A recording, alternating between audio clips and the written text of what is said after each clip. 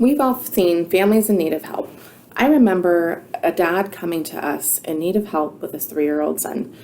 Dad had just won a custody battle that had been pretty ugly. He was quickly realizing he was going to need a lot of help figuring out how to parent his son. His son had endured a lot of trauma and neglect in his few short years. He had been left with strangers for days and even weeks at a time. He had been in environments where there was a lot of substance use and a lot of domestic violence happening.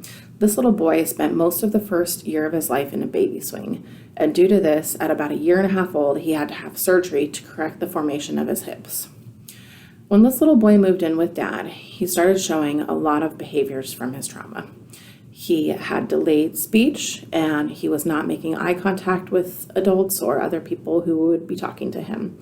He didn't want any physical attention, and if his parents tried to give him hugs or snuggles, he would fight back, he would hit and kick, he would bite, and the family would have big bruises on them left from this child acting out.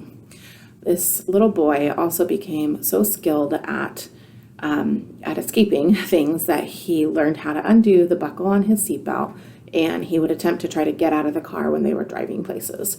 Due to his trauma, he didn't want to be in any sort of enclosed space, which also led to him trying to escape the home. He would learn how to undo locks on the windows and on the doors and try to escape the house. He would also pick holes in the wall and hide food in there because that was his way of making sure that he had access to food so he would never have to be hungry. In situations like this, when a family is so greatly impacted by the trauma symptoms of a child, then it's time for intensive outpatient support services to step in. We had a skills trainer start working with the parents right away. They addressed the immediate safety concerns that were happening and worked with the family to get new locks that could be mounted on the windows and the doors and mounted up high so that the little boy couldn't reach them. They worked on getting a special attachment for his car seat so he could no longer unbuckle it so that they could travel safely in the car when needed.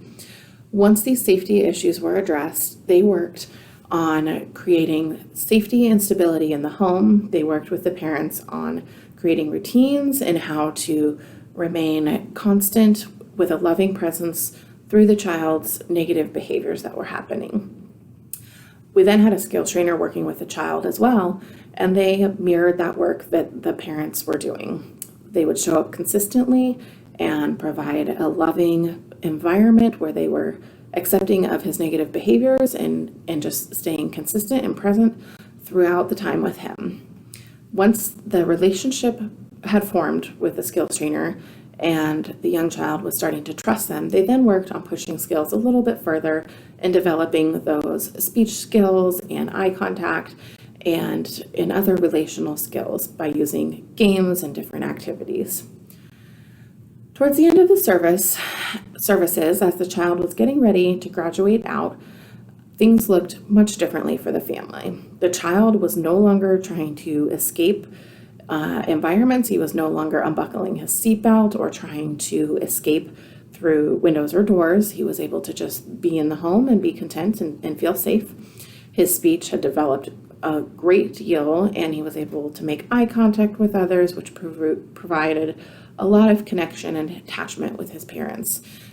He would even accept and initiate hugs with them, which they were pretty excited about. The family could now do family activities together. They could go to the pool for swimming time. They could go to the park to play. The family was finally able to come together as a family without having a constant fear for the safety of their young child. The trauma our clients experience can look very different, but the level of intensity is the same. Our program, IOSS, Intensive Outpatient Support Services, is designed to support about 70 clients on average. That's 70 families at a time receiving the treatment that they desperately need. In this case, we watched a traumatized and neglected child blossom into a loving, outgoing little boy. We watched a family falling further and further into despair take a turn and come together and start to heal from the past.